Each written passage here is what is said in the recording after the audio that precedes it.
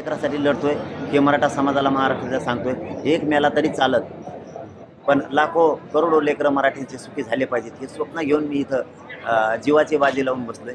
मी कोणताही अतिरेक करत नाहीये, परंतु नाविलाज आहे। मी एवढ्या वेळेसच माझ्या समाजाचा शब्द ऐकत नाहीये। समाजाचं म्हणणं आहे मी उपोषण करू नये, परंतु मला नाविलाज आहे। मी आपल्याच समाजाचे लेकरं मोठे व्हावेत म्हणून आमरण उपोषणाला बसतो। आता मराठी एक आहेत का नाहीत हे उभ्या जगानं बघितल्या। त्याच्यामुळं काही गर्दी करायची गरज नाही, एकजूट दाखायची गरज नाही। सगळ्याला आधी वाटत होतं मराठ्यांचं एकजुटीचं किंवा सभेचं रूपांतर मतात होणार नाही, ते झालं। त्याच्यामुळे ते झालेलं आहे। त्यामुळे इकडं आलेलीच गर्दी एकजुटी आज थोडंच आहे, काही गरज नाही। कामं सोडून येऊ नका, मी एकटा पठ्ठ्या तुमचा मुलगा म्हणून इथं लढायला तयार आहे। तुम्ही एक आवाहन केलं होतं की कोणाच्या उमेदवाराला तुम्ही काही पाठिंबाही दिला नव्हता, कोणाला विरोधही केला नव्हता, तरी सुद्धा समाज एकवटला हो करोडा तुमच्या मागे निवडणुकीच्या दृष्टीने।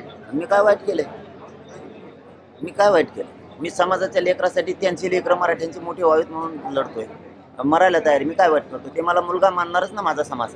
त्यामुळे फक्त माझं काम जे होतं ते मी त्यांना सांगितलंय की तुम्ही इकडे यायचं नाही, शांत जे येतील ते। याचा अर्थ असा नाही की तुम्ही येऊच नका, कामं बुडवून यायचं नाही कुणी आपली। कारण या आरक्षणामुळे समाज मोठा होणार आहे, शेतामुळे पण होणार आहे। समाजाचं काय आरक्षण ठरलंय, काय विषय ठरले देऊन टाका। आणि नुसत्या सत्ताधाऱ्याबद्दलच नाही म्हणत, तर विरोधी पक्षाचे सुद्धा सगळे जा।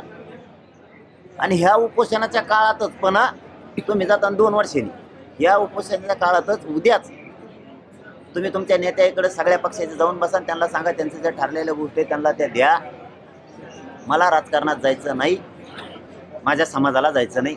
माझं ध्येय आणि माझ्या समाजाचं ध्येय आरक्षण, ते आम्हाला द्या, तिकडं भांडा। पण जर नाही दिलं तर त्याच्यानंतर माझ्या नावानं भाजप शिवसेना कोण कोण आहेत त्याच्या आमदारांनी बोंबलायचं नाही की असं का करताय म्हणून।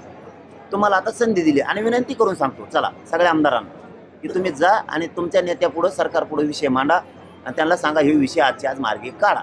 मला राजकारणात जायचं नाही, उगाच बोंबलाच नाही मग तुम्हाला बोलायला संधी नाही। मी समाजाला साक्षी ठेवून सांगायला लागलोय आता, समाज सुद्धा ऐकतोय चॅनलच्या माध्यमातून की आम्ही समाजाच्या वतीनं सगळ्या आमदारांना विनंती केली, सत्ताधाऱ्यांच्या सुद्धा, की तुमच्या नेत्याकडे जाऊन सांगा की त्यांचं आरक्षण द्या। मग परत तुम्ही म्हणतात तुम्ही विधानसभेला कसं काय आले पुढं, तर तुम्हाला सांगितलं ना आता जा, तर तुम्ही जा, ते प्रश्न सोडून आम्ही येत नाहीत। तुम्ही नाही गेले तर उद्या तुम्ही बोलायचं नाही, समाज तुम्हाला बोलून देणार नाही, कारण तुम्हाला आम्ही जा म्हणून सांगितलंय। समाज एकाही आमदाराला बोलून देणार नाही, कारण तुम्हाला तिकडे जा म्हणलं तर तुम्ही गेले नाही, इकडे काय बोंबलता मग, असा समाज तुम्हाला उद्या म्हणणार। तुम्ही प्रश्न